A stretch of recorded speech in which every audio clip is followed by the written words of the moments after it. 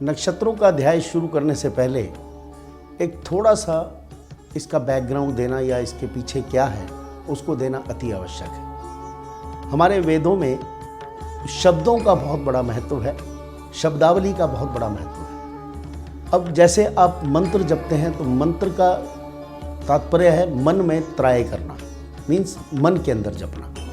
ऐसे ही नक्षत्र है, नक्ष का तात्पर्य होता है पीछे क्या है, इसके पीछे की फिलॉसफी क्या है या इसके पीछे क्या है। हमने 12 राशियाँ डिस्कस की, 9 ग्रह डिस्कस किए।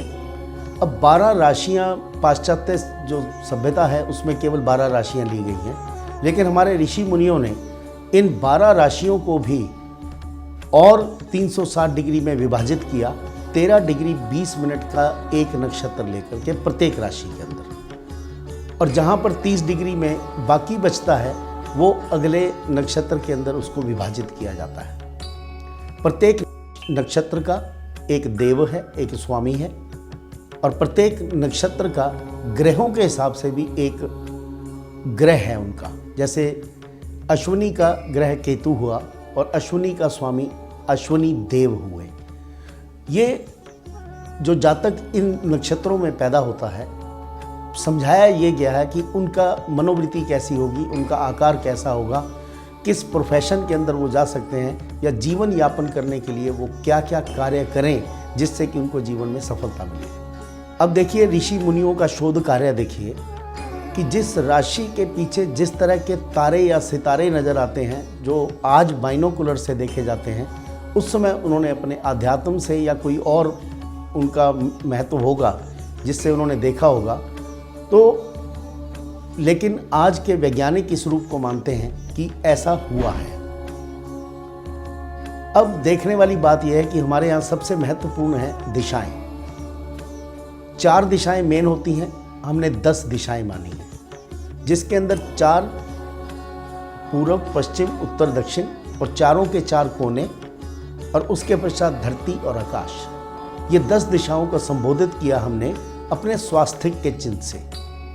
अब यदि स्वास्तिक के चिन्ह को मैं अच्छी तरह से आपको एनालाइज करके दिखाऊं तो आप सिर्फ ऊपर के जो हम लोगों ने 4 जो झा बनाया हिंदी का, उसके झा के डंडे हटा दें तो एक प्लस का साइन आपको मिलेगा। ये पूर्व, पश्चिम, उत्तर, दक्षिण और चारों दिशाओं के अंदर बैठने वाले सारे नक्षत्र। सेंट्रल पॉइंट जो है ध्रुव तारा लिया गया। अब ध्रुव तारे के पीछे कहानियाँ, कथाएं आपको बहुत मिलेंगी, लेकिन उसके पीछे का तात्पर्य केवल एक है, सितारों की गणना। अब सितारों की गणनाएं करते समय आपने ध्रुव तारे को केंद्र मान करके, उसके बाद सप्तऋषियों को केंद्र मान करके एक सितारा लिया जिसका नाम है चित्रा, जिसको अंग्रेजी में स्पाइका बोला जाता है। ये मध्य नक्षत्र है, अश्विनी से लेकर के रेवती के बीच में, और वहाँ से ये प्लस का चिन्ह बन के पूरा ये झा का साइन या स्वास्तिक का साइन बना। अब हम विस्तार पूर्वक इन नक्षत्रों का विवरण करेंगे, एक आध्यात्मिक रूप में भी और एक इस रूप में जो कि आज के खगोल शास्त्री या वैज्ञानिक देखते हैं।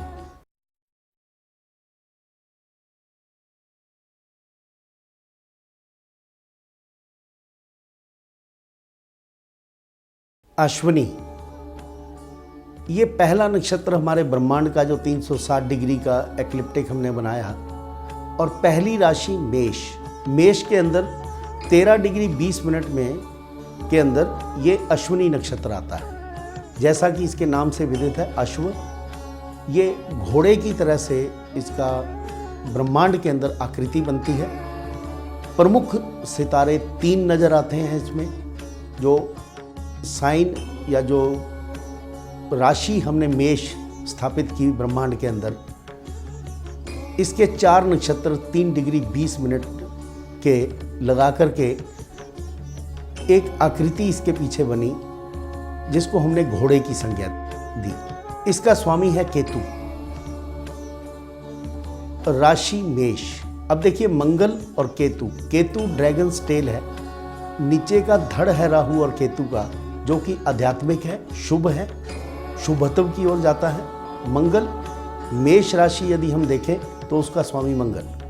अब मेष, मंगल और केतु, 13 डिग्री 20 मिनट में जन्मे हुए जातकों की एक विवेचना करते हैं कि किस तरह से होंगे या किस तरह से हो सकते हैं। हालांकि 3 डिग्री 20 मिनट का अलग अलग से जो चरण है उसमें भी जन्मे हुए जातकों में बहुत फर्क आ जाएगा, लेकिन एक ओवरऑल जनरल व्यू देखते हैं कि अश्विनी नक्षत्र के अंदर जन्मे हुए जातक किस तरह के होते हैं। हिंदू सभ्यता के अनुसार इसको अश्व बोला गया है, यानी कि घोड़ा, और ग्रीक सभ्यता में इसको कैस्टर और पॉलक्स के नाम से 2 एक्विन्स, 2 घोड़ों के हिसाब से इसका चित्रण किया गया।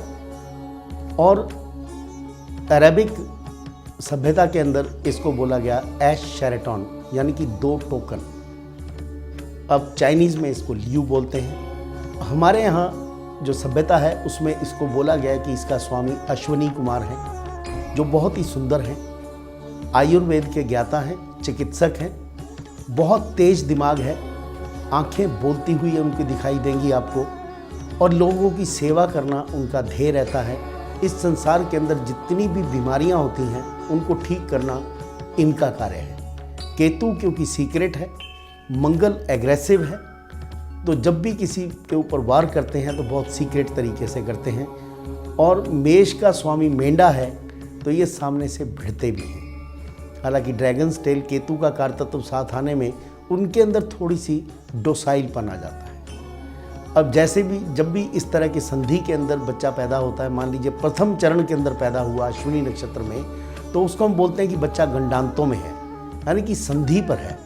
तो बचपन में ये लोग थोड़ा सा बीमार रहते हैं या इनकी माता को कष्ट रहता है। और बाकी तो दूसरी फिलॉसफीज दी गई हैं कि द्वितीय चरण के अंदर हो तो माता पिता को, तृतीय चरण हो तो मामा मामी को, और चतुर्थ चरण में हो तो दादा दादी को थोड़ा नुकसान करता है। इस तरह से थोड़ी परिभाषाएं इनकी दी गई। लेकिन जब भी इनको कोई कार्य दिया जाता है, कार्य को संपूर्ण करते हैं। इन पर विश्वास किया जा सकता है, इनके कंधे बहुत मजबूत होते हैं, इनके कंधों पर सर रख के कोई भी व्यक्ति अपना दुख दर्द दे सकता है। ईश्वर में बहुत विश्वास रखते हैं, उसकी प्रभु सत्ता पर विश्वास रखते हैं, लेकिन कुरीतियों में नहीं पड़ते। ये अपना रास्ता खुद ढूंढते हैं। उसके एक निराकार रूप का पूजन करना इनका ध्येय रहता है।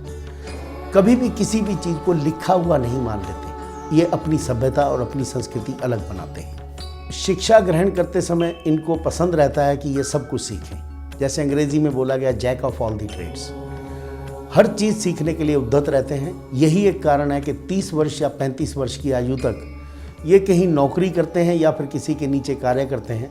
उसके बाद इनका जो मानसिक विकास है बहुत ऊंचा हो जाता है, आध्यात्मिक शक्ति बढ़ जाती है, तब ये कार्य करने में सब लोगों से आगे निकल जाते हैं। पारिवारिक जीवन में बहुत अच्छी सिंसियरिटी रखते हैं। परिवार इनकी वीकनेस भी होती है, इनकी कमज़ोरी है, लेकिन मेष राशि होने के कारण थोड़ा सा एडामेंट होते हैं, थोड़ा गरूर के अंदर जीते हैं।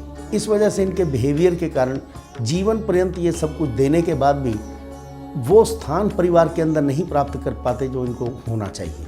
हालांकि सेवा भाव इनका पूर्ण रूप से रहता है। सेहत के मामले में यदि प्रथम चरण में बच्चा पैदा हुआ तो बचपन में बीमार रहता है, थोड़ा दिल की प्रॉब्लम हो सकती है, या फिर ब्लड सर्कुलेटरी सिस्टम जो है, खून का जो दबाव है वो शरीर के अंदर थोड़ा कम होता है। कई बार 7वें महीने में भी बच्चे पैदा हो जाते हैं यदि अश्विनी का प्रथम चरण। अन्यथा इनकी सेहत अच्छी रहती है। 25-26 साल तक थोड़े दुबले पतले, लेकिन उसके पश्चात इनकी सेहत बहुत अच्छी हो जाती है। और यदि उसके पश्चात कोई रोग हुआ 50 या 55 वर्ष की आयु के बाद, तो दिल की बीमारी हो जाती है। लेकिन ज़्यादातर मैंने देखा है कि माइग्रेन का प्रॉब्लम इनको हो जाता है। अब इस नक्षत्र के अंदर जन्मी हुई स्त्रियों को यदि हम देखें तो ऑलमोस्ट सेम क्वालिटीज़ होती हैं जो मेल के अंदर होती हैं, लेकिन घर गृहस्थी के कार्यों के अंदर बहुत ही प्रशस्त होती हैं, बहुत निपुण होती हैं। घर को सजाना संवारना इनका कर्तव्य रहता है। इनके अंतर्मन के अंदर अपने परिवार की सिंसियरिटी बहुत रहती है। संभोग क्रिया के अंदर रत रहती हैं, और जितने भी सांसारिक कार्य हैं वो इनको करने बहुत अच्छे लगते हैं। संसार के अंदर जीना इनको बहुत अच्छा लगता है। अध्यात्म शायद इनके आसपास भी नहीं आता है। स्त्रियां प्रोफेशन के अंदर चुनेंगी कोई सोशल वर्क, जिसके अंदर समाज के अंदर इनको इज्जत अदाब भी मिले, लेकिन बहुत समय तक नौकरी करना पसंद करती हैं। 50 वर्ष की आयु के पश्चात इनको ऐसा लगता है कि मुझे अपना काम करना चाहिए। यदि कहीं IAS एडमिनिस्ट्रेटिव सर्विस इनको मिल जाए तो उसके अंदर इनकी सफलता बाकी लोगों से बहुत ज़्यादा होती है। पारिवारिक जीवन इनका बहुत अच्छा रहता है। यदि शादी लेट हो तो बहुत ही सक्सेसफुल मैरिज रहती है। यदि जल्दी शादी कर दी जाए तो अपनी गलतियों के कारण वैवाहिक जीवन को ये लोग खराब कर लेते हैं। सेहत के मामले में जैसा कि पुरुषों के बारे में मैंने बताया कि 3 डिग्री 20 मिनट तक जो बच्चे पैदा होते हैं उनकी सेहत 9 वर्ष की आयु तक थोड़ी ख़राब रहती है, उसके पश्चात ठीक रहते हैं। जैसा उसके अंदर भी बताया कि 7वें महीने में कई बार बच्चा पैदा हो जाता है या प्री मैच्योर डिलीवरी हो जाती है। इस तरह इस नक्षत्र में जन्मे हुए बच्चों को देखा गया है। या फिर माता को बहुत कष्ट होता है यदि कहीं चंद्र और सूर्य मेष राशि के अंदर बैठे हों तो वहाँ पर इनको थोड़ी तकलीफ होती है। इस नक्षत्र के जन्मे हुए जो स्त्रियां हैं उनको स्त्री जनित रोग बहुत जल्दी हो जाते हैं। उनका यूट्रस, गर्भाशय या इससे रिलेटेड प्रॉब्लम उनको आमतौर पर रहती हैं और कई बार इंसोमेनिया, नींद ना आना, ये इनकी बीमारी होती है।